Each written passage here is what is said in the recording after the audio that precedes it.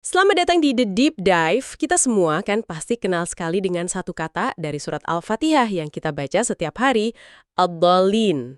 Orang-orang yang sesat. Betul, terjemahan standarnya begitu. Tapi hari ini kita mau ajak Anda melakukan sebuah perjalanan. Kita akan coba ikuti jejak satu akar kata ini dan lihat kemana Al-Quran membawanya. Dan percayalah ya, tujuannya ini sama sekali tidak terduga. Betul sekali. Yang mau kita bedah hari ini itu gimana sebuah konsep yang kelihatannya sangat teologis ya, Sangat teologis. yaitu tersesat dari jalan yang lurus, ternyata dipakai oleh Al-Quran untuk melukiskan berbagai kondisi manusia. Kita akan lihat bagaimana kata ini dibawa masuk ke dalam hati yang sedang mabuk cinta, ke tengah-tengah strategi perang, dan bahkan sampai ke dalam kuburan. Wow, dan sumber kita hari ini murni dari ayat-ayat Al-Quran itu sendiri. Tepat. Berbagai ayat. Anda mungkin mengira sudah tahu artinya, tapi pertanyaan untuk hari ini adalah, apa saja wajah lain dari kesesatan yang mungkin selama ini tersembunyi di depan mata? Oke. Oke, mari kita mulai perjalanan ini dari titik yang paling kita kenal. Kita akan mulai dari fondasinya, makna inti yang kita semua hafal di luar kepala. Tentu saja dari surah Al-Fatihah ayat ke-7. Ghairil maghdubi alaihim waladdallin. Bukan jalan mereka yang dimurkai dan bukan pula jalan mereka yang sesat. Di sini posisinya jelas ya. Ad-dallin itu kebalikannya Shirotol Mustaqim, jalan yang lurus. Sederhana, Tepat. Ini jangkar pemahaman kita. Konteksnya kan sebuah doa, permohonan untuk dipandu di jalan yang benar. Jadi, ad-dallin itu ya mereka yang karena satu dan lain hal keluar dari jalan utama itu. melenceng gitu ya. Mereka melenceng, menyimpang, hilang arah. Nah, inilah arti dasar sesat yang menjadi fondasinya. Tapi, bagaimana cara mereka tersesatnya, itu yang menarik untuk digali lebih dalam. Nah, ini dia. Karena konsep ini diperkuat lagi di tempat lain, tapi dengan detail tambahan yang penting. Contohnya di surat Al-Maidah ayat 12. فَمَنْ كَفَرَ بَعْدَ ذَلِكَ مِنْكُمْ فَقَدْ ضَلَّ سَوَاءَ السَّبِيلِ. Maka barang siapa kafir di antara kamu setelah itu, sungguh dia telah tersesat dari jalan yang lurus. Tunggu sebentar. Kalau di Al-Fatihah kesannya umum ya kan? Betul. Di sini tersesat itu dihubungkan langsung dengan tindakan spesifik, yaitu kafir setelah sebuah perjanjian dibuat. Jadi ini bukan seperti orang yang nggak sengaja salah belok di persimpangan jalan ya. Analogi yang sangat bagus. Gini, ini bukan sekedar tersesat karena nggak tahu jalan, tapi lebih kayak orang yang sengaja merobek petanya di depan si pemandu. Oh, Konteks ayat ini kan tentang perjanjian yang diambil dari Bani Israel. Jadi, kata dalla atau tersesat di sini merujuk pada sebuah tindakan sadar. Sebuah pilihan aktif untuk mengingkari komitmen yang sudah disepakati. jadi ada kesengajaan. Ada. Ini mengubah makna tersesat dari kondisi pasif menjadi sebuah keputusan yang disengaja. Jadi ada unsur kesengajaan dan pilihan di dalamnya. Ini bikin konsepnya jadi lebih berat. Tapi ada lagi yang bikin saya mikir. Di ayat lain masih di surah yang sama, Al-Maidah ayat 60. Ada penggunaan kata yang sedikit berbeda. Ulaika syarrun makana wa adallu an sawa'as sabil. Mereka itu lebih buruk tempatnya dan lebih tersesat dari jalan yang lurus. Kata lebih tersesat ini yang membuat saya berhenti. Adallu. Apa ini artinya Al-Quran melihat kesesatan itu sebagai sebuah spektrum, bukan saklar on-off? Pertanyaan yang sangat krusial. Dan jawabannya, ya. Penggunaan kata adallu di sini adalah bentuk komparatif dalam bahasa Arab. Artinya persis seperti yang Anda katakan, lebih sesat. Oke. Ini sinyal linguistik yang sangat kuat dari Al-Quran bahwa penyimpangan itu ada gradasinya. Ada yang baru melenceng sedikit dari jalan setapak, ada yang sudah masuk jauh ke dalam hutan belantara tanpa arah. Jadi tidak hitam putih. Tidak. Ini menunjukkan bahwa kesesatan bukanlah kondisi biner yang mutlak, melainkan sebuah spektrum yang dinamis. Oke, sampai di sini kita sudah bedah makna teologisnya. Penyimpangan dari jalan yang benar, yang bisa disengaja dan punya tingkatan. Tapi sekarang, kita akan berbelok ke jalur yang sama sekali berbeda. Saya jujur tidak pernah menyangka ini sebelumnya. Haha, Kata yang dipakai untuk penyimpangan keyakinan ternyata juga dipakai untuk menggambarkan mabuk cinta. Itu lompatan yang sangat jauh. Gimana bisa kata yang sama mencakup dua hal yang tampaknya sangat berbeda itu? karena intinya sama, kehilangan kompas. Mari kita lihat buktinya dalam kisah istri Al-Aziz yang terkenal itu di surah Yusuf ayat 30 dirinya. Wa qala niswatun fil madinati imra'atul azizi turawidu fataha an nafsih qad syaghafaha hubba inna lanaranaha fi dhalalin mubin. Dan perempuan-perempuan di kota berkata, istri Al-Aziz menggoda bujangnya untuk menundukkan dirinya, cintanya benar-benar telah melandanya. Sesungguhnya kami memandangnya dalam kesesatan yang nyata. Nah itu dia, Perhatikan frasa dalal mubin itu. kesesatan yang nyata. Tapi konteksnya bukan soal Tuhan atau keyakinan sama sekali, ini murni soal perasaan, soal obsesi. Tepat, kata dalal di sini digunakan untuk menggambarkan kondisi psikologis seseorang yang tersesat di dalam lautan emosinya sendiri. Ah, Cintanya yang begitu dalam dan membara, qad syaghafaha hubban, telah membuatnya kehilangan arah. Arah apa? Ya arah rasionalitas, arah kepatutan sosial, arah pengendalian diri. jadi kompasnya rusak. Emosinya telah menjadi pemandu jalannya, dan pemandu itu membawanya keluar dari jalan kewajaran. Jadi benang merah antara menyimpang dari jalan Tuhan dengan tersesat dalam emosi ini adalah sama-sama soal kehilangan kompas internal ya. Persis. Satunya kehilangan kompas moral spiritual, yang satunya lagi kehilangan kompas akal sehat. Tepat sekali. Keduanya adalah kondisi di mana seseorang tidak lagi dipandu oleh prinsip yang benar, entah itu wahyu atau rasionalitas, melainkan oleh sesuatu yang lain. Hawa nafsu, ego, atau dalam kasus ini, gairah yang meluap-luap. Dan ternyata bukan hanya cinta, ada emosi kuat lain yang juga digolongkan sebagai bentuk kesesatan. Emosi apa itu? Keputusasaan. Kita lihat ini di surah Al-Hijr ayat 56. Saat Nabi Ibrahim diberi kabar gembira akan punya anak di usia senja, dia berkata, Qala wa mayyaqnatu min rahmati rabbihi illa dhallun. dia, Ibrahim, berkata, tidak ada yang berputus asa dari rahmat Tuhannya kecuali orang-orang yang sesat. Wow. Ini adalah perluasan makna yang luar biasa dalam.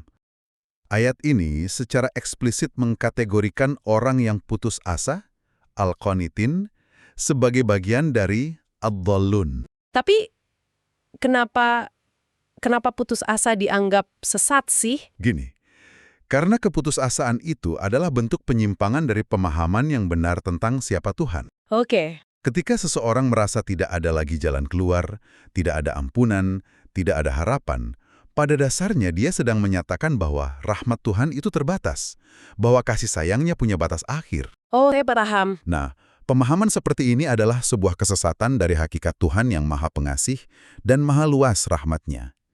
Jadi, tersesat di sini adalah tersesat dari lautan rahmat Tuhan itu sendiri. Oke, jadi kita sudah melihat tersesat secara spiritual dan emosional. Keduanya terjadi di dalam diri ya, di alam keyakinan dan perasaan. Tapi apakah kata ini juga berlaku untuk sesuatu yang kita lakukan di dunia luar? Maksud saya, hasil dari perbuatan kita? Tentu saja, dan ini membawa kita ke makna ketiga yang sangat praktis dan konsekuensial. Akar kata dal juga bisa berarti sia-sia, hilang tak berbekas, atau gagal total. Sia-sia. Betul. Contohnya ada di surah Al-Kahf, ayat 104, saat Al-Quran menggambarkan orang-orang yang paling merugi amalnya. Alladzina dhalla sa'yuhum fil hayatid dunya, wahum yahsabuna annahum yuhsinuna sun'a. Yaitu orang yang sia-sia perbuatannya dalam kehidupan dunia, sedangkan mereka mengira telah berbuat sebaik-baiknya. Frasa kuncinya di sini adalah dhalla sa'yuhum. Dhalla sa'yuhum. Usahanya tersesat. Gambaran yang aneh sebetulnya ya. Gimana bisa sebuah usaha tersesat? Ini metafora yang sangat fisik dan kuat. Al-Quran seringkali kan menggunakan gambaran konkret dari dunia kita, seperti perjalanan, perdagangan, pertanian, untuk menjelaskan konsep abstrak. Iya. Bayangkan usaha atau sa'yu itu adalah seorang musafir. Musafir ini punya energi, punya bekal. Dia jalan terus tanpa henti. Tapi, dia tidak punya peta atau kompas. Apa yang terjadi? Iya, nggak akan sampai ke tujuan. Seluruh energinya habis, tapi dia tidak sampai ke tujuan. Mungkin dia hanya berputar-putar di tempat yang sama. Itulah dhalla sa'yuhum. Usahanya ada, bahkan mungkin usahanya luar biasa. Tapi karena niat atau arahnya salah dari awal, semua jeripayahnya menjadi dhalla, hilang, sia-sia, tidak bernilai. Wah, itu gambaran yang menakutkan ya. Bekerja keras seumur hidup, membangun sesuatu yang kelihatannya megah, tapi ternyata semuanya sia-sia karena fondasi atau tujuannya keliru dari awal. Persis, seperti orang yang menghabiskan waktu bertahun-tahun membangun rumah yang indah dengan bahan terbaik, tapi baru sadar di akhir kalau dia membangunnya di atas tanah longsor. Aduh. Usahanya ada, bangunannya kokoh, tapi lokasinya salah total. Keseluruhan proyek itu menjadi todlil, gagal. Kalau tadi kan usaha individu yang sia-sia. Gimana kalau skalanya diperbesar? Bukan cuma satu orang, tapi satu pasukan dengan sebuah rencana jahat. Apa konsep tersesat ini juga berlaku di sana? Sangat berlaku. Dan di sini kita menemukan nuansa makna yang lain lagi. Sebuah tindakan aktif untuk membuat sesuatu menjadi gagal. Oh, tindakan aktif. Iya, kita semua tahu kisah pasukan gajah dalam surah Al-Fil. Coba kita simak ayat keduanya. Alam yaj'al kaidahum fi tadlil. Bukankah dia telah menjadikan tipu daya mereka itu sia-sia? Kata yang digunakan di sini adalah tadlil. Tadlil. Ini adalah bentuk kata kerja yang menunjukkan sebuah sebab akibat.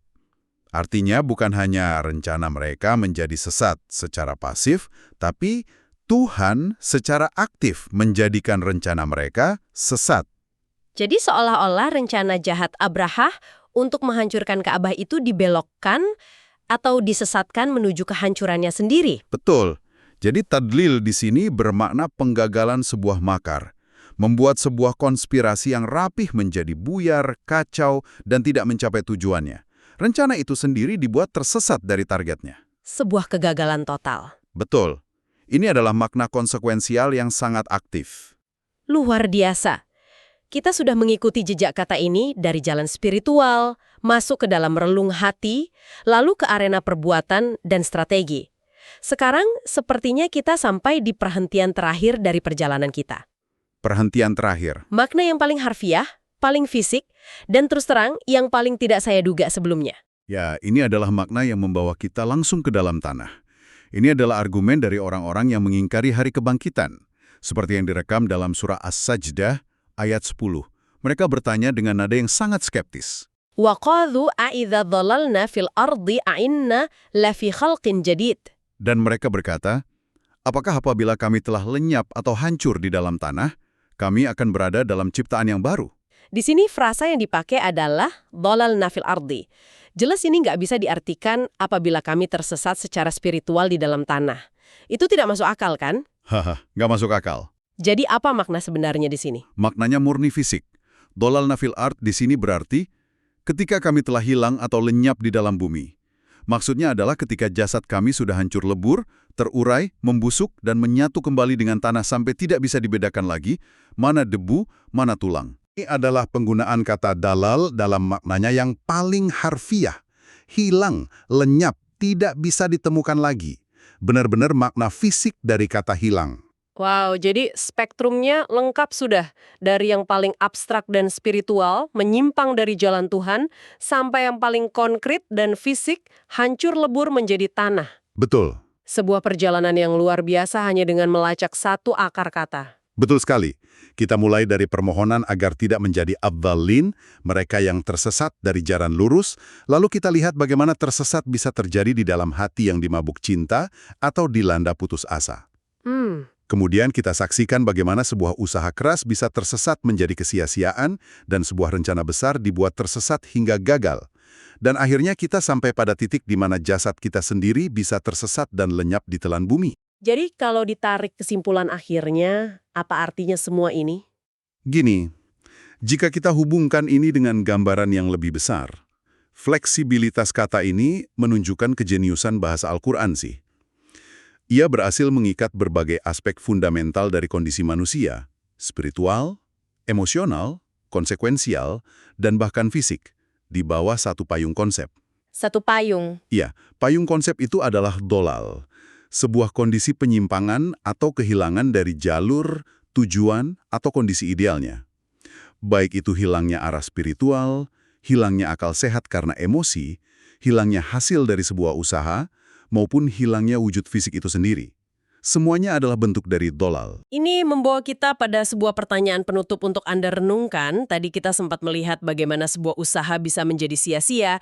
Al-Quran juga menyinggung bagaimana para pemimpin bisa menyesatkan pengikutnya. Seperti dalam surah Al-Ahzab ayat 67. Fa'adalluna as-sabila. Nah, pertanyaannya untuk Anda. Dalam kehidupan Anda, jalan mana yang sedang Anda ikuti? Dan siapa atau apa yang menjadi pemandunya? Baik itu figur, ideologi, atau bahkan ambisi pribadi. Mungkin pertanyaan yang lebih penting bukanlah sekedar apakah saya sudah berusaha cukup keras? Melainkan apakah jalan yang sedang kutempuh ini lurus? Apakah pemandu yang kuikuti ini benar-benar membawaku ke tujuan? Atau jangan-jangan tanpa sadar, seluruh usahaku ini sedang tersesat dan berubah menjadi salah satu bentuk dalal yang telah kita bahas. Sebuah obsesi buta, sebuah kesia-siaan yang melelahkan, atau bahkan sebuah jalan menuju kehancuran.